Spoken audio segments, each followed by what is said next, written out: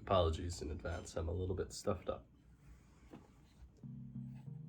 A 2-mile-long island sits in the East River, with Manhattan and Queens on either side, only accessible by tramway.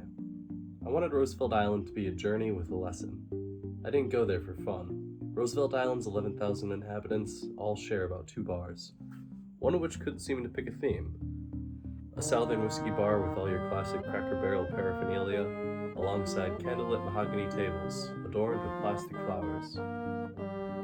But outside that Buffalo Wing oasis, silence illuminated the streets. A loud quiet that seems to scream at you to return to the city. Maybe that's the lesson. I'm not exactly sure what, but it feels like something, maybe something to do with loneliness, or is that just me projecting? But I don't actually think there's supposed to be a lesson, not a specific one at least. I think that I get to deduce it myself, kind of like finding meaning in art.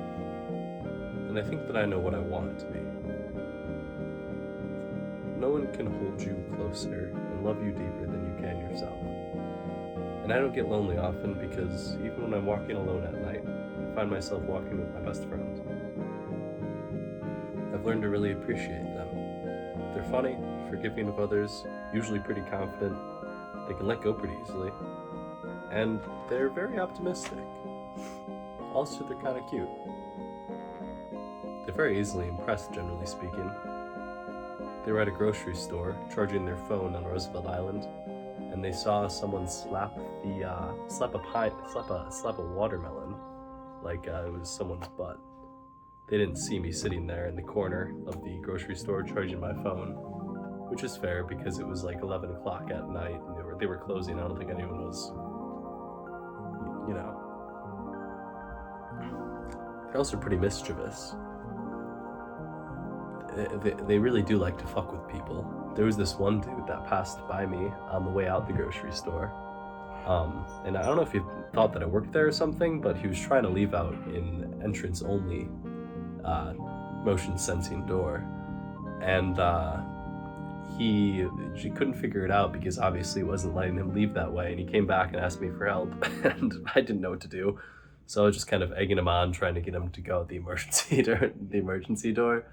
And he was trying, but then someone came in and the fun was ruined.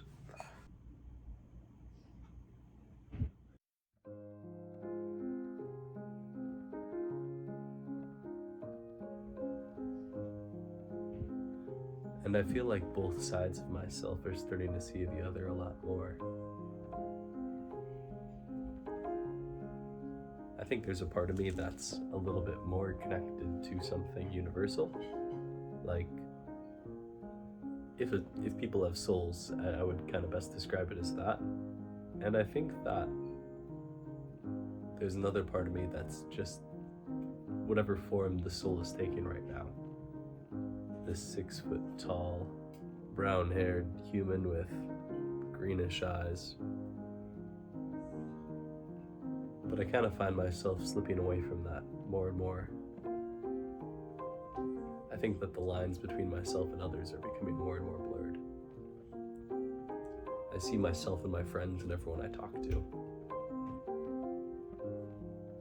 And I see you a lot when I look at other people.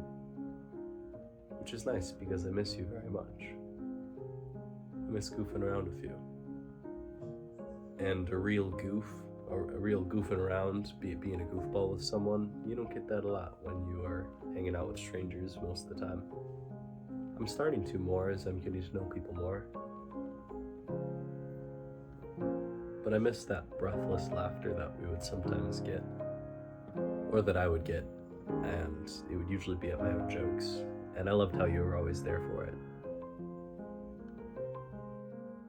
I hope you're doing well. I love you and I miss you. Signing off.